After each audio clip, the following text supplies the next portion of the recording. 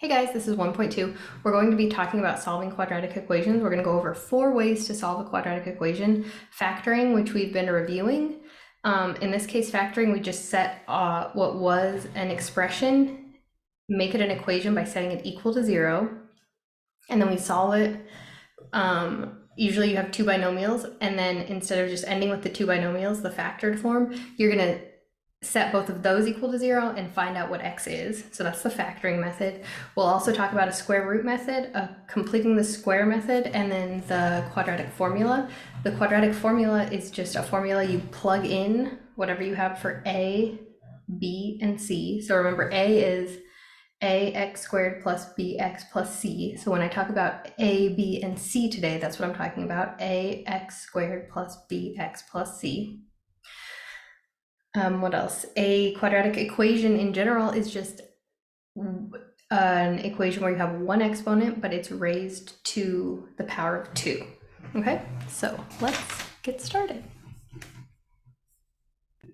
All right, here we go. Quadratic equations. A quadratic equation has the form ax squared plus bx plus c equals 0. The largest exponent is a 2. This is our exponent of 2. You are not It's okay if c is 0, it's okay if b is 0. If a is 0, then that's no longer a quadratic equation, it's a linear equation. Good. If it's not set equal to 0, that's okay. You can move whatever is on the right over to the left to put it into standard form and set it equal to 0. Good. So the ways we will solve quadratic equations: factoring when factorable. So sometimes you can't find anything that multiplies to equal c times a and adds to b, so it's not factorable, but sometimes it is, and then that's the easiest way to do it.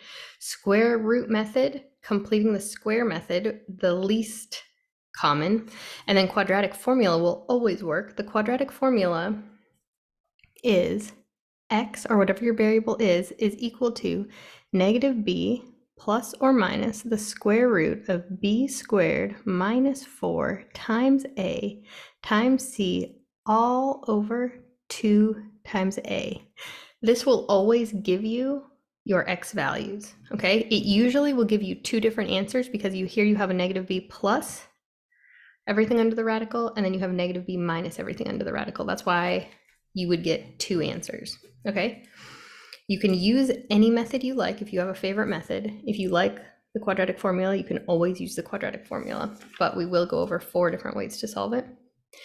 So again, I said if a is 0, then you are just left with a linear equation. A linear equation has only the exponent of 1, and it's going to make a line when you graph it, right? So linear equations are different from quadratic equations. Quadratic equations have an exponent of 2, and so they are going to curve when you graph them on the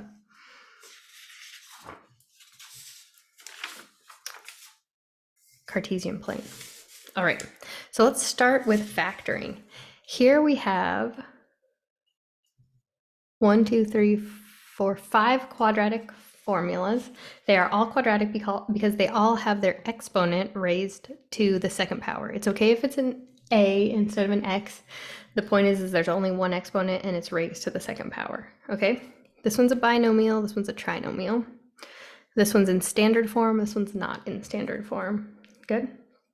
Okay, so for this first one, oh, sorry, I gave you the same problem twice.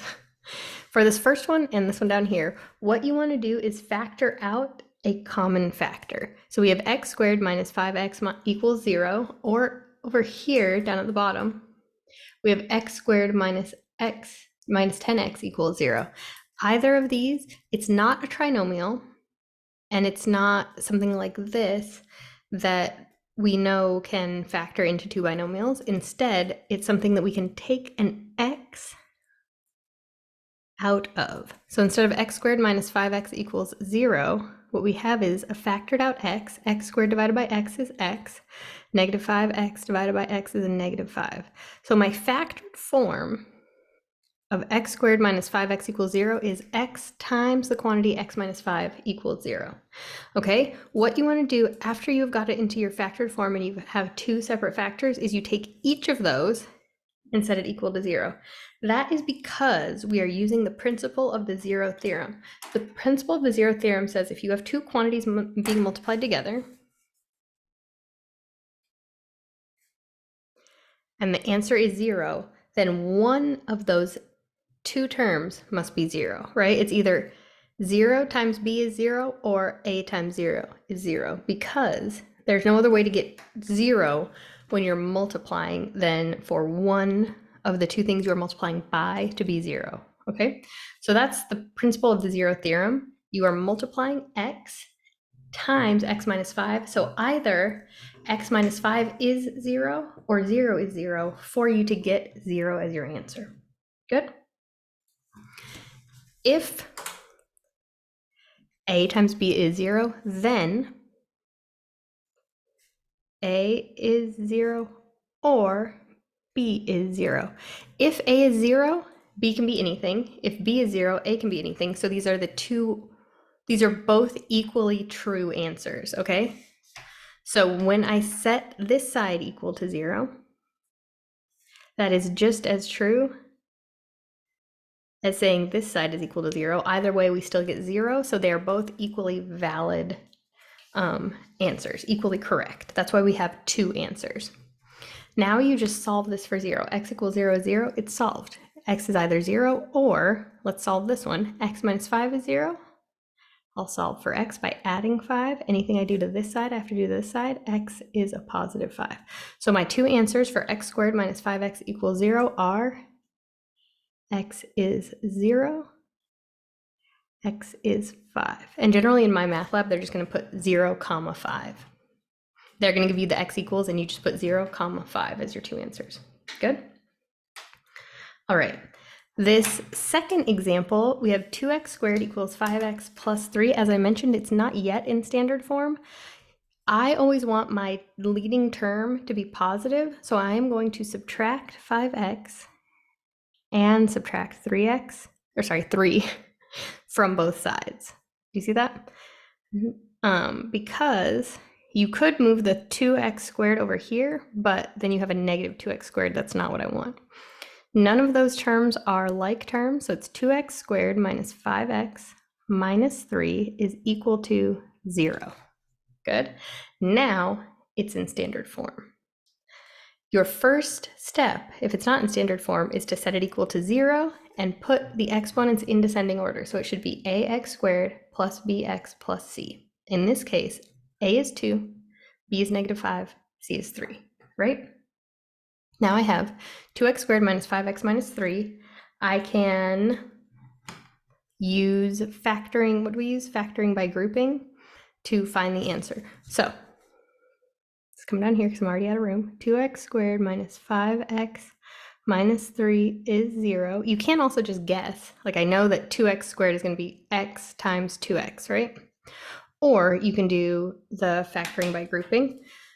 I want a term that can multiply to equal 2 times negative 3 is a negative 6, and it should add to equal negative 5, right? Multiply to equal a times c, add to equal b. The factors of a negative 6, I'm going to need a positive and a negative, and the term I'm adding to is a negative, so I'm going to use my bigger term as my negative one. So it could be positive 1, negative 6, and that works, right? 1 minus 6 is a negative 5. We don't write it as x minus 6 times x plus 1. We say we keep the 2x squared and the negative 3, 2x squared. And instead of negative 5, we say plus 1x minus 6x. So when I factored it, they didn't have x's, but negative 5x becomes negative 6x plus 1x, right? Now I'm going to factor by grouping. What can I factor out of 2x squared and 1x? Probably just an x, right? So this becomes x times the quantity 2x plus 1. And then over here, I have negative 6x minus 3. Since it's a negative, I'm going to make the term I factor out also a negative. It's just going to be a negative 3 because the only factor of 6 and 3 is 3. Negative 6x divided by 3 is just a positive 2x. Negative 3 divided by 3 is a positive 1. Good. Oh, I'm sorry, you couldn't see that either. All that talking. Now, the term that is common to both is 2x plus 1. That's being multiplied by both. So we're saying 2x plus 1 times x minus 3 is 0. Okay, you're not done yet. Now you want to solve for x. So a times b is 0. That means a, you don't need parentheses anymore, 2x plus 1 is 0, or b is 0. This one's a bit faster, so I'll just add 3, x is 3, right? Here, I'm going to subtract 1 and get 2x equals negative 1, divide by 2, x is negative 1/2. So my two answers for this one are x is negative 1/2, positive 3. Good. All right. Next example. We have x squared minus 6x plus 9. What I want to do is I want to factor this out. So I need two terms that will multiply to equal 9, add to equal negative 6. If we just think about the factors of 9, it's either going to be, well, we're adding to a negative number. So it's going to be negative 1, negative 9, or negative 3, negative 3. Which one's going to work? Only negative 3, right? So I'm going to change x squared minus 6x plus 9 to x minus 3 times x minus 3. Again, the principle of the zero theorem says that this is equal to 0, or this is equal to 0. They're the same. Add 3 to either side and we get x is 3. So we just have one answer here, which is perfectly fine. X is 3. It's not negative 3. You have to take that whole thing, set it equal to 0, solve for x. Good? All right, when I showed you this example, I noticed that I had added this example thinking that I didn't already have one of these examples. So this is the exact same situation. We're just taking x squared minus 10x. We're factoring out one common factor. We can factor out an x. X squared divided by x is just x. Negative 10x divided by 10 is negative 10. Still set equal to 0. So now we have our first term is equal to 0. Our second term is equal to 0. Here we're going to solve for x, so we'll add 10, and we get x is 10. So this one is x is 0, x is a positive 10. Good? All right, what about 3a squared minus 12 equals 0?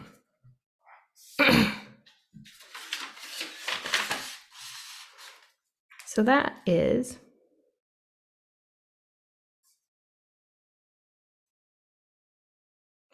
basically we have no b, right? We have a is 3 and c is negative 12, but b is 0. So we want a number that will multiply to equal, what is 12 times 3? Or negative 12 times 3?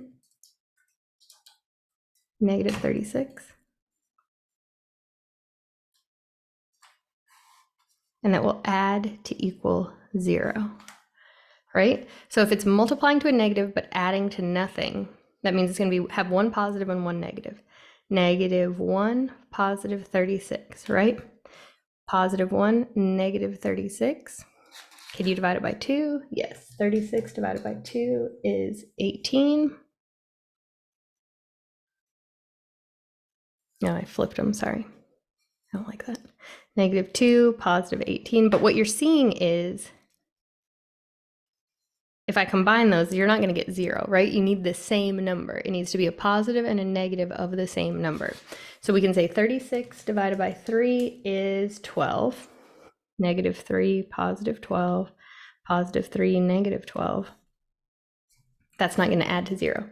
36 divided by 4 is 9. That's not 4 and 9. If one of them is negative, doesn't combine to 0. 36 divided by 6, however, is 6. So then it's negative 6, positive 6, right? And that, when you combine them, will equal 0. So here we have 3a squared minus 6a,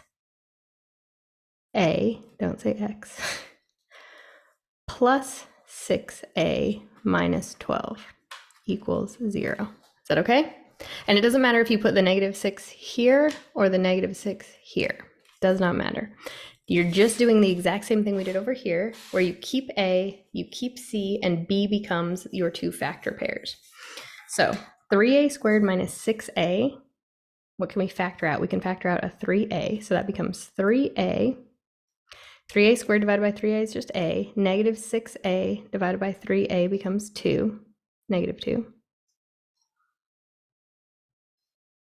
Right? And then here, positive 6a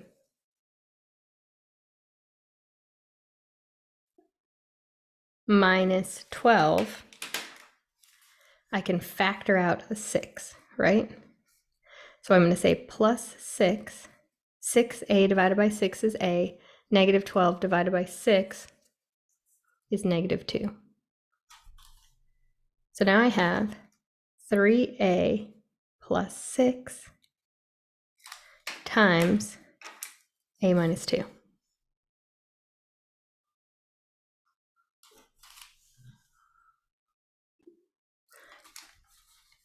Remember that was set equal to 0. So now I have 3a plus 6 is 0, and I have a minus 2 is 0.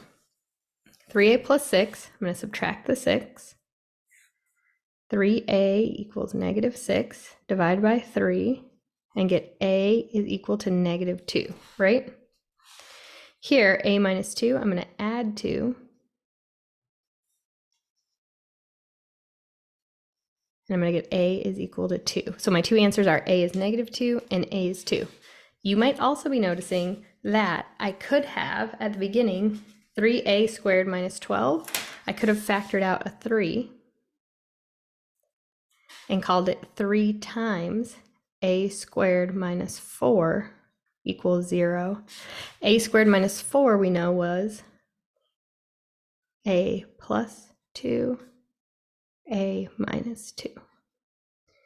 If we look at that, 3, we don't count 3, but we say a plus 2 is equal to 0. A minus 2 is equal to 0. A plus 2 means a is equal to negative 2. A minus 2 means a is equal to positive 2. Either way, we got the same answers. A is negative 2, a is positive 2, or down here, a is negative 2, a is positive 2. Good. So that's how to solve through factoring.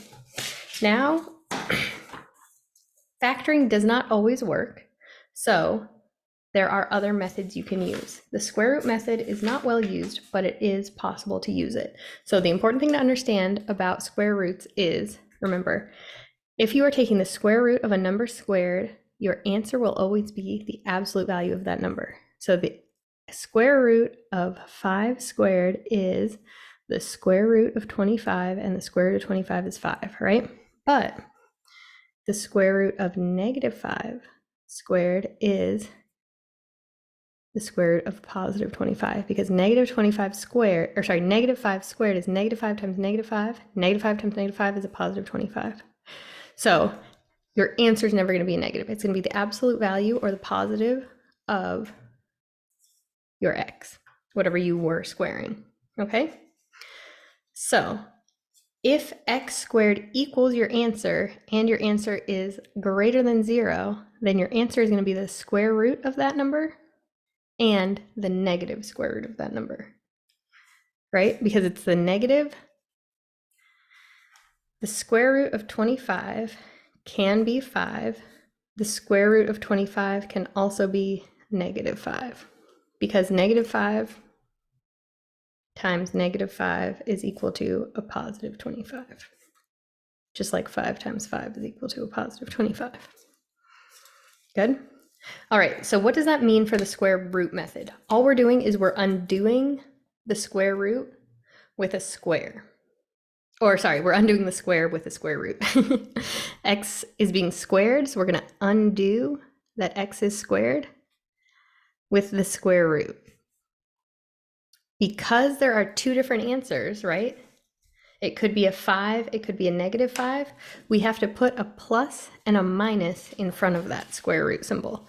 So the square root of x squared is equal to plus or minus the square root of 7 in this case. The square root cancels the square and we get x is equal to plus or minus the square root of 7. So I'm done. X is equal to negative square root 7 and square root 7.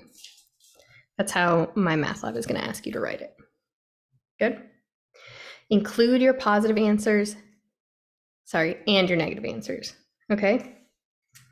This is for a single variable with a perfect square in the problem, ideally, right? Here we have x minus 3 squared is equal to 9. Same thing, because that whole thing's being squared.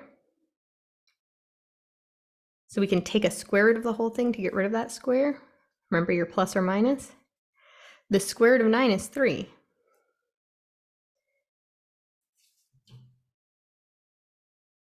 Right?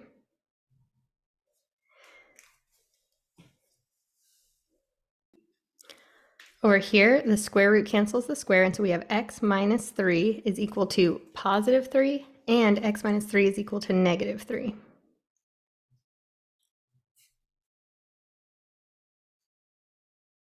Good? So remember, back here when we were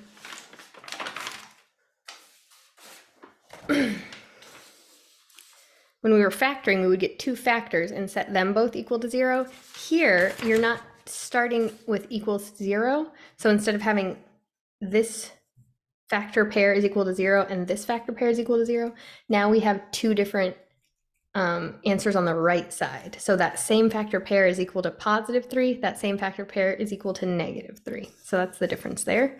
Here we're just still solving for x, so we'll add 3.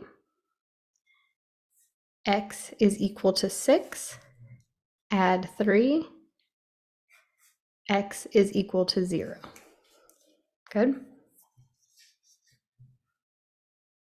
You are always welcome to put these back into your equation. So here, 6 minus 3 squared is 9. 6 minus 3 is 3. 3 squared is 9. We know that's true.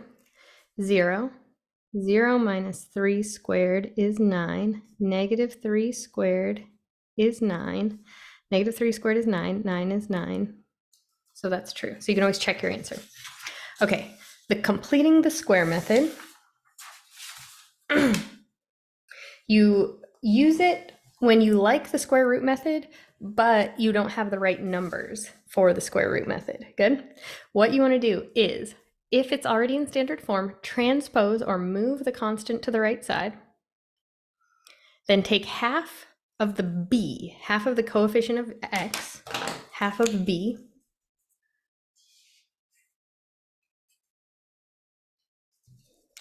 Square that number and add both sides. Add it to both sides, and then factor and use the square root method that we just practiced. Okay?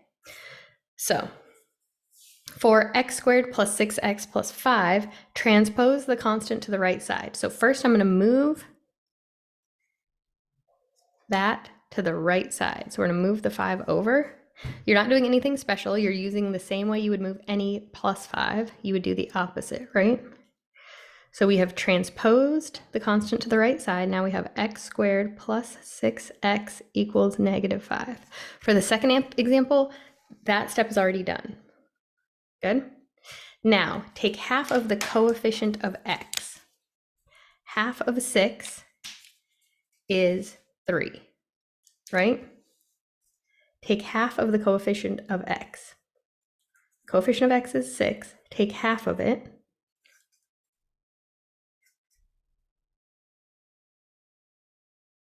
That's 3. And square the value. See what I did there? I know. Not great. Not simple, but it makes sense, right? Take b, divide it in half, and then square it. 6 divided by 2 is 3. 3 squared is 9. Add 9 to both sides. Out of nowhere. I know. Out of nowhere. Okay? Plus 9. Plus 9. Now I have x squared plus 6x plus 9 is equal to negative 5 plus 9 is 4. Why did I do that? I did that because x squared plus 6x plus 9 can be factored to x plus 3 times x plus 3. Right? What does x plus 3 times x plus 3 look like? It looks like x plus 3 squared, which is exactly what we had over here. X minus 3 squared is equal to 9. So now I can just take the square root of both sides. So now that I've created a perfect square over here, I can take the square root of both sides. What I wanted to do with all of this was to take the square root of both sides. The square root of this, the square root of this with the plus and the minus.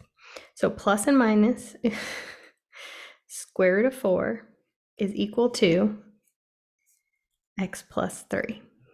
So I liked the square root method, but I didn't have the right numbers, so I imposed my will on it. I imposed the right numbers.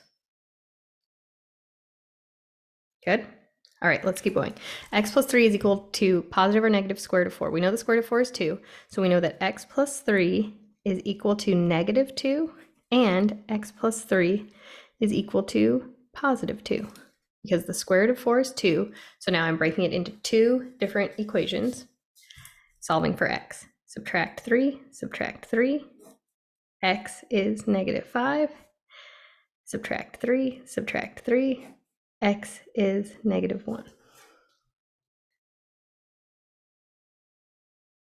Good. So x is negative 5 and negative 1.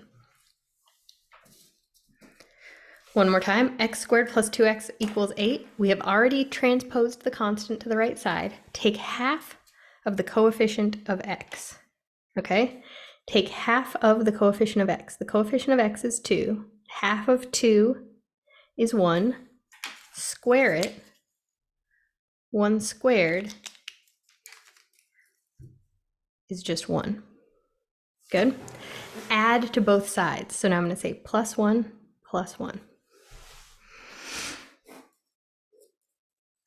X squared plus 2x plus 1 is equal to 8 plus 1 is 9. I did that because this is now x plus 1 times x plus 1, which can be written as x plus 1 quantity squared is equal to 9. Take that, square root it just like we square rooted this side. The square root of that is equal to plus or minus the square root of that side.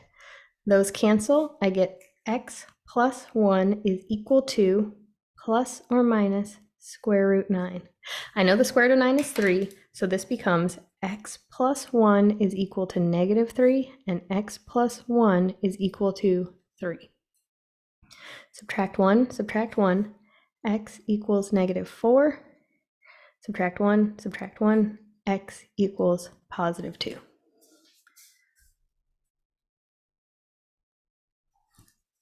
Good. So that's completing the square method. You don't have to like it. You don't have to use it. Even if they tell you to use it, there's no way that they know that you didn't use it. Final method is called the quadratic formula. You just have a formula. You plug in your a, b, and c values, and you solve the quadratic formula. Good. All right. First one is 6x squared minus 10x plus 2 equals 0. Obviously, put it in standard form first. That's not in standard form.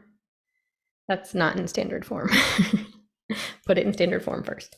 So that you know that your a is 6, your b is negative 10, and your c is 2. Good. Then you say x is negative b, negative 10, plus or minus the square root of b squared, so negative 10 squared, minus 4 times a times c, all over 2 times a. Oh, you know what you could have done though? I think we could have factored out. I think we could have factored out a 2 there. All right.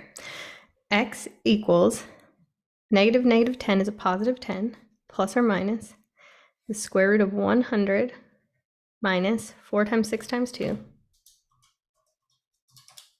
48 over 12. Oh, sorry, you can't see anything. So x equals 10 plus or minus the square root of 100 minus 48 is 52, right? Over 12. Yes, because those are all even numbers. We'll try to simplify that if you can. There is no way to simplify the square root of 52. You can't divide it by 25. You can't divide it by 16. You can't divide it by 4. You can divide it by 4. Yay. All right. X is equal to 10 plus or minus. So when you divide it by 4, you get 13. 52 divided by 4, you get 13. Square root of 4 times 13 over 12. So that becomes 10 plus or minus the square root of 4 is 2, square root 13 over 12. This is why I should have factored out. If I'd factored out a 2, then it would be 3, negative 5, and 1. I wouldn't have had to do this. Anyway, now you know. 10 divided by 12 is just 5/6, right? And then 2 divided by 12 is 1. So the 10/12ths become 5/6. The 2 square root 13 becomes over 12 becomes 1 square root of 13 over 6. So your answers are x is equal to 5 plus square root of 13 over 6 and 5 minus square root of 13 over 6. Again, if you had factored out a 2, then you would have had 2, 3x squared minus 5x plus 1. And that would have been an easier number to work with down here as your a, b, and c. Your a would have been 3, your b would have been negative 5, and your c would have been 1. Next example is 25 halves x squared minus 20x plus 8 equals 0. I'm just going to say that 25 divided by 2 is 12.5. Good. So I'm going to say my a is 12.5, b is negative 20, c is 8.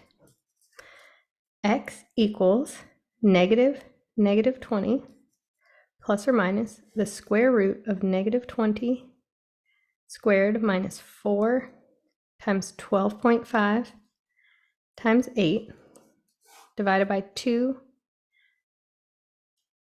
times 12.5.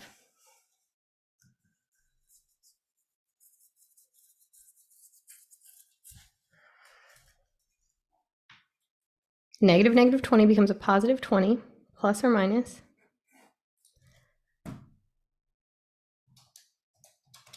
20 squared is 400 minus 4 times 12.5 times, what was our other number, 8? 400. 2 times 12.5. Well, I think it's 25, right? 400 minus 400 is 0. So now we have x equals 20 plus or minus the square root of 0 is 0. So 20 plus 0 is the same as 20 minus 0. So we just have 20 over 25. Divide them both by 5 and you get 4/5. So there, it is possible to only get one answer. So that was our second. Third option, I should probably start a new piece of paper. Our third one was 4x cubed plus 3 equals x. I need to subtract x from both sides, and I get 4x squared minus x plus 3 is 0. That means my a is 4, b is negative 1, c is a positive 3. X is negative b plus or minus the square root of b squared minus 4ac over 2a. So that means x is negative negative 1 plus or minus the square root of negative 1 squared minus 4 times 3 all over 2 times 4. Negative 1 is a positive 1, plus or minus. Negative 1 squared is 1, minus 4 times 3, 48. 2 times 4 is 8. Good. 1 plus or minus the square root of 1 minus 48 is a negative 47 over 8. However, at this point, that is a non-real answer. They're just asking for our real answers. So I'm going to I'm going to say no solution. Sorry. Started to think about